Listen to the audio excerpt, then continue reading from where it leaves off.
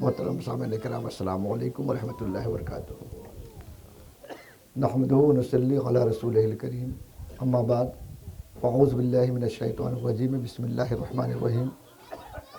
یا ایہا الذین آمنوا اطیعوا اللہ واطیعوا الرسول واولی الامر منکم، صدق اللہ المولانا العظیم وصدق رسولہ النبی الامین الکریم۔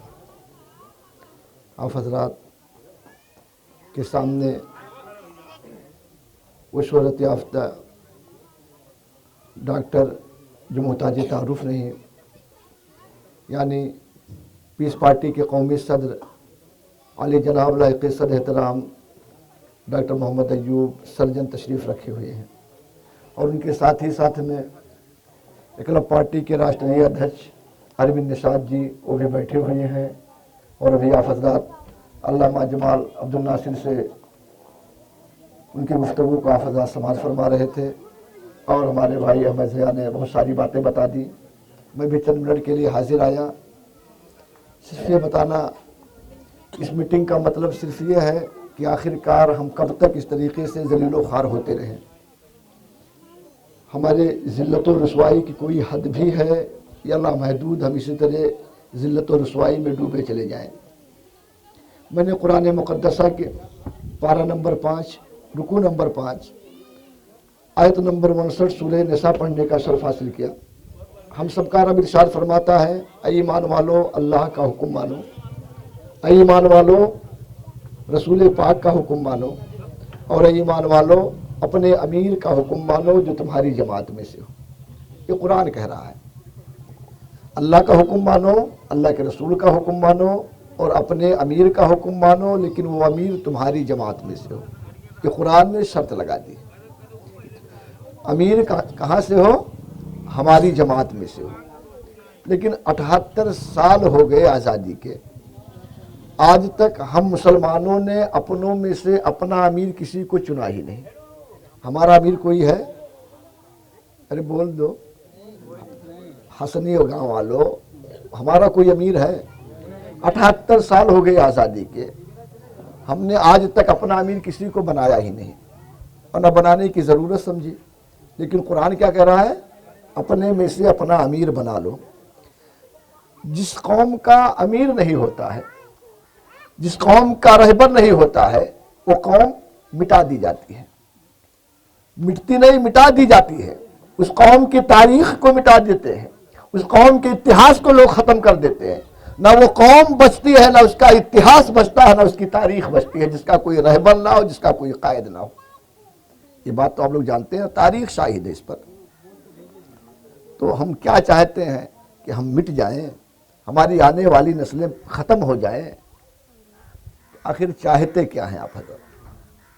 اسی بات کو بتانے کے لیے ہمارا قائد ڈاکٹر محمد ایوب آپ کے بیچ میں آیا ہے کہ مسلمانوں آخر ہو کیا گیا ہے؟ کیوں خواب غفلت میں پڑے ہو؟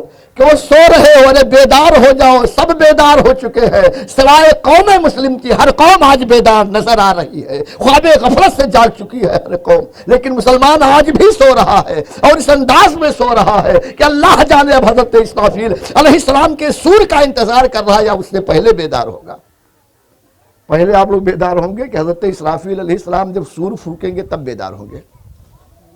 حسنی گاؤں والوں بول دو، پہلے نہیں؟ ہم کو تو نہیں لگ رہا ہے، یہ خاموش مزاجی ہمیں جینے نہیں دے گی۔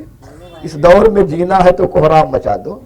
جس انداز سے آپ لوگ سن رہے ہیں، ہم کو نہیں لگ رہا ہے کہ آپ بیدار ہیں، نہیں لگ رہا ہے۔ ابھی علامہ جمال عبد الناصر صاحب نے بتایا کہ یہ دنیا ہے، دعاؤں کے سہارے نہ بیٹھو۔ دنیا تو گئی چاند ستاروں سے آگے، ہم بیٹھے مسلح پہ دعا مانگ رہے ہیں۔ دنیا کہاں چلی گئی ہے؟ چاند ستاروں سے آگے دنیا گھوم رہی ہے۔ دنیا تو گئی چاند ستاروں سے بھی آگے، ہم بیٹھے مسلح پہ دعا مانگ رہے ہیں۔ ارے یہ دعا مانگنے کا وقت نہیں ہے، دعا مانگنے کا دور نہیں ہے۔ رب کعبہ کی قسم، میرے نبی پاک صلی اللہ تعالیٰ علیہ وسلم سے بڑھ کر کوئی مستجاب الدعوات نہ تھا۔ تاجدار انبیاء اگر چاہتے تو حسن عائشہ میں بیٹھ کر کے، مسجد نبوی میں بیٹھ کر کے دعائیں مانگ لیتے، اللہ آپ کی دعاؤں کو کبھی رد نہیں فرماتا۔ لیکن میرے نبی میدان عمل میں اترے، ہاں دعائیں مانگی ہے، لیکن کب؟ جب میدان عمل میں آ گئے، میدان عمل میں اتر کر کے اور ساز و سامان لے کر کے آئے، میدان عمل میں آئے، پھر آپ نے دعائیں مانگی تو اللہ نے آپ کی دعاؤں کو قبول بھی فرمایا۔ یہی تو بات ہے۔ اور ہم صرف دعا کے سہارے بیٹھے ہیں، دعاؤں سے، ارے یہ دنیا میدان عمل ہے، جو کرو گے وہی ملے گا۔ اگر دعاؤں سے مسئلہ حل ہو جاتا تو کچھ کرنے کی ضرورت ہی نہ تھی، ہر کوئی تسبیح لے کر کے مصلی پہ بیٹھا رہتا۔ اس سے سستا دھندا کون سا ہے؟ بغیر محنت کے بیٹھا رہتا۔ لیکن نہیں، اور میں بتاؤں، یہ ایک حدیث بتا کے پھر باتیں میں ختم کر دوں، جو بنیادی حدیث ہے، ترمذی شریف ہے، سیاہ ستہ کی بڑی مشہور کتاب، راوی حدیث حضرت حارث اشعری رضی اللہ تعالیٰ عنہ، ان سے یہ حدیث مروی ہے۔ قال رسول اللہ صلی اللہ تعالیٰ علیہ وسلم انی آمرکم بخمس بالجماعت والسمع والطاعت والہجرت والجہاد فی سبیل اللہ، اللہ امرنی بہن۔ علماء کرام بیٹھے ہیں، پڑھا لکھا گاؤں ہے، الحمدللہ جمال عبد الناصر صاحب نے بتایا پڑھا لکھا گاؤں ہے، پڑھے لکھے لوگوں کے سامنے میں بول رہا ہوں، اس لیے یہ حدیث پاک میں پیش کر رہا ہوں۔ ترمذی کی حدیث ہے، جو سیاہ ستہ کی بڑی مشہور کتاب ہے، سیاہ ستہ کی بڑی مشہور کتاب ہے۔ تاجدار انبیاء علیہ الصلوۃ والتسلیم ارشاد فرماتے ہیں، قال رسول اللہ صلی اللہ تعالیٰ علیہ وسلم انی آمرکم بخمس، اے مسلمانوں میں تمہیں 5 باتوں کا حکم دیتا ہوں۔ اللہ کے نبی نے فرمایا میں تمہیں 5 باتوں کا حکم دے، صرف بتایا نہیں کہ یہ 5 باتیں ہیں اسلام میں، بلکہ تاجدار انبیاء نے ارشاد فرمایا میں تمہیں حکم دے رہا ہوں، اللہ امرنی بہنہ، اور یہی میرے رب کا بھی حکم ہے، یعنی حبیب خدا کا بھی یہی حکم ہے، اور اللہ تبارک و تعالیٰ کا بھی یہی حکم ہے کہ یہ 5 باتیں تم اپنا لو۔ وہ 5 باتیں کون سی ہیں جانتے ہو؟ پہلی بات اللہ کے نبی نے فرمایا بالجماعت، اپنی ایک جماعت بنا لو۔ جماعت عربی کا لفظ ہے، تنظیم اردو کا لفظ، پارٹی انگریزی یا ہندی کہہ لو۔ اللہ کے نبی نے فرمایا تم اپنی ایک پارٹی بنا لو۔ ہماری کوئی پارٹی تھی 2008 سے پہلے، کوئی پارٹی تھی؟ اب کوئی پارٹی ہے؟ نہیں ہے۔ ارے پیس پارٹی تو اپنی پارٹی ہے نا، ابھی کوئی نیتا نہیں۔ یہ ہمارے نیتا، ان سے بہتر کوئی نیتا ہو سکتا ہے؟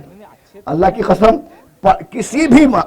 کسی بھی معاملات میں، پڑھائی کا معاملہ لے لیجئے، شہرت کی بات لے لیجئے، دولت کی بات لے لیجئے، یا کسی بھی نیتا کا کمپٹیشن کروا دے، اگر میرا نیتا ان سے پیچھے رہ جائے گا میں اس پارٹی کو اسی دن طلاق مغلظہ دے دوں گا، یہ میں دعویٰ۔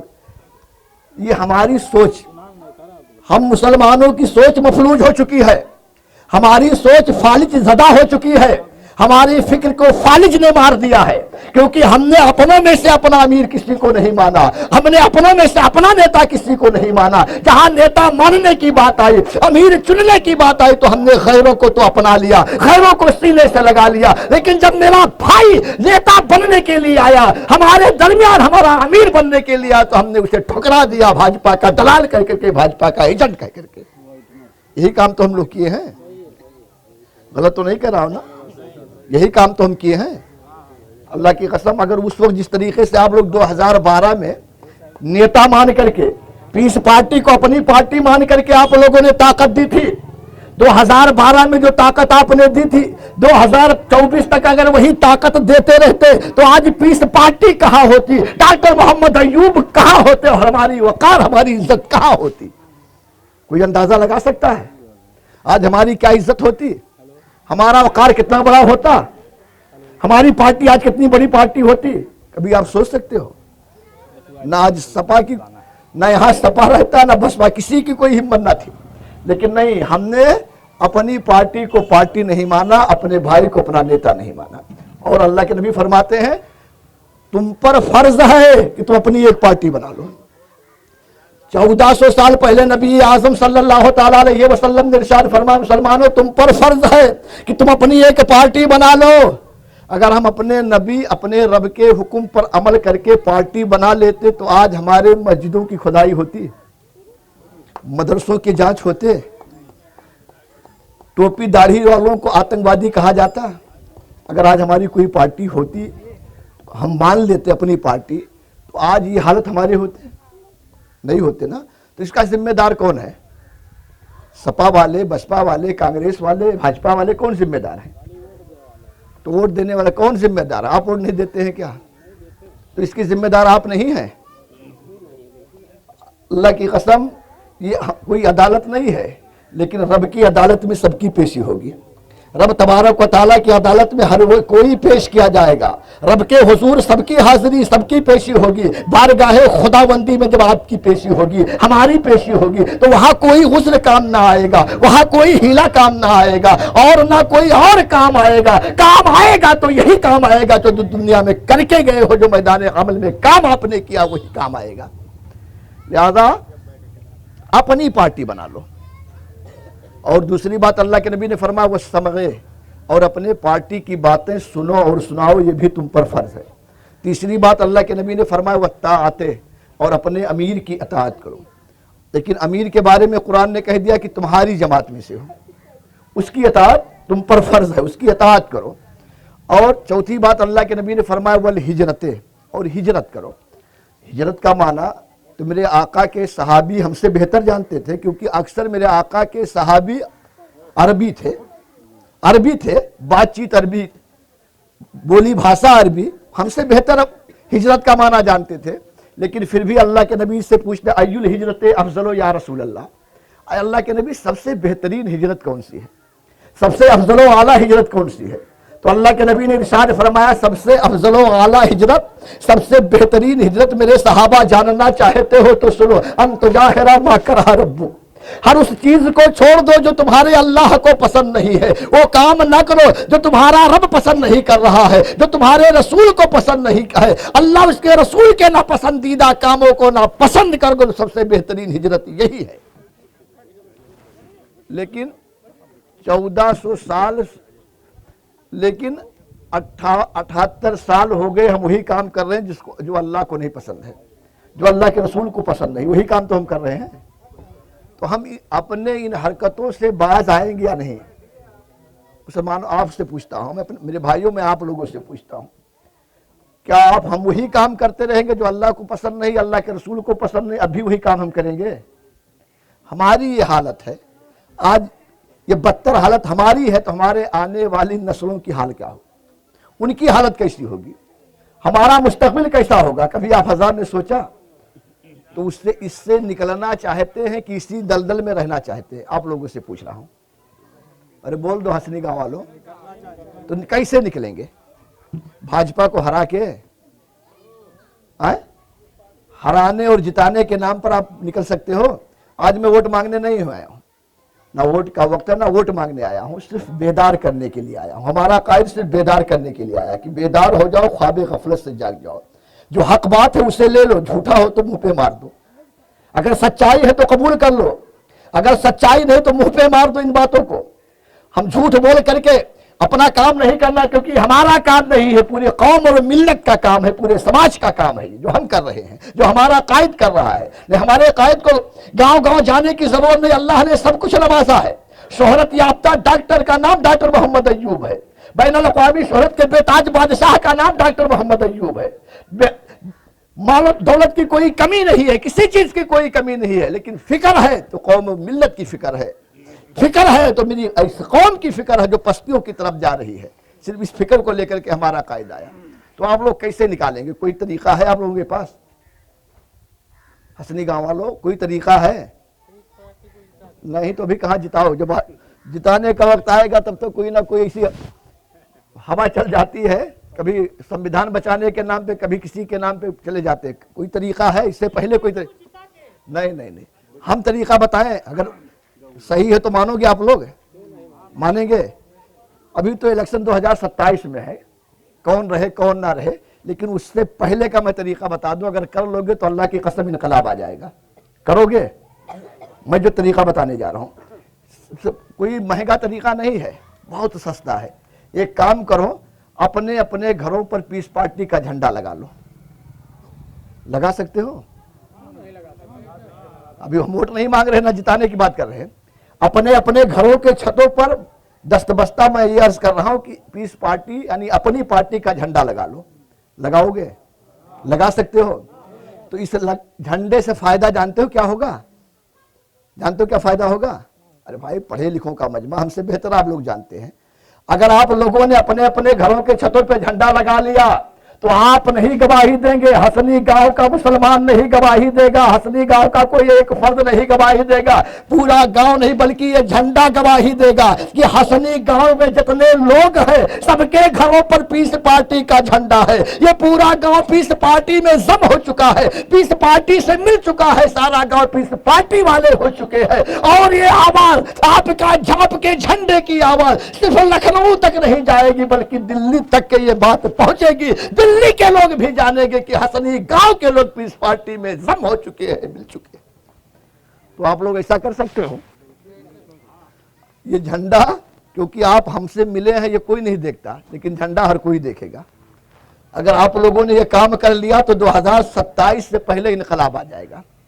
2027 से पहले जो आप लोग कहते हैं कि गठबंधन क्यों नहीं कर लेते दूसरी पार्टियों से, हमें गठबंधन के लिए उनके पास जाने की जरूरत नहीं पड़ेगी। आखिरी बात बता दूं, अरे वही लोग मुझे ढूंढेंगे, आपको ढूंढेंगे, जिनके के घरों पे झंडा पीस पार्टी का लगा होगा उन्हें ढूंढेंगे और उनसे ये रिक्वेस्ट करेंगे, उनसे ये आजज़ी इंकिसारी करेंगे कि चलो मुझे डॉक्टर अय्यूब से मिला दो, मैं गठबंधन करना चाहता हूं डॉक्टर मोहम्मद अय्यूब से। सपा के लोग भी आएंगे, बसपा के लोग भी आएंगे, कांग्रेस के लोग भी आएंगे और जिनके जिनके घरों के छतों पर पीस पार्टी का झंडा होगा उनसे आजज़ी इंकिसारी करेंगे, कहेंगे हमें डॉक्टर साहब से मिला दो, हम गठबंधन करना चाहते हैं, आपसे मिलकर के हम 2027 का चुनाव लड़ना चाहते हैं। अगर आपने ये काम कर लिया तो रब्बे काबा की कसम इनकलाब आ जाएगा और हमारा सर बुलंदियों की तरफ हो जाएगा, हम सर बुलंद हो जाएंगे, हमारी इज्जत बढ़ जाएगी, हमारा वकार बहाल हो जाएगा।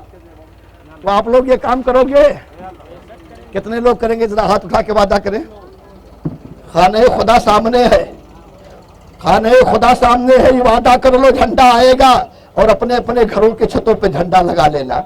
अल्लाह के वास्ते और ये पैगाम दे देना कि हम किसी के बहकावे में अब ना आएंगे। मुनाफिक बहुत आएंगे, बहकाने वाले बहुत आएंगे, लेकिन अब हम किसी के बहकावे में नहीं आएंगे। हमने कुरान पढ़ लिया है, हदीस मुस्तफा अलैहिस्सलाम को सुन लिया है, अब हम किसी के बहकावे में ना आएंगे बल्कि हम वही काम करेंगे जो हमारे लिए बेहतर होगा, हमारे आने वाले मुस्तकबिल के लिए बेहतर होगा, हमारे आने वाली औलादों के लिए बेहतर होगा। अब हम वही काम करेंगे और पीस पार्टी का झंडा लगा करके इस बात का लोग ऐलान कर दे। बस और कुछ ना कहते हुए फिर मैं दोबारा यही कहता हूं कि अल्लाह का वास्ता आप लोग अपने अपने घरों के छतों पे पीस पार्टी का झंडा लगा लेना। कर सकते हो मेरे भाइयों?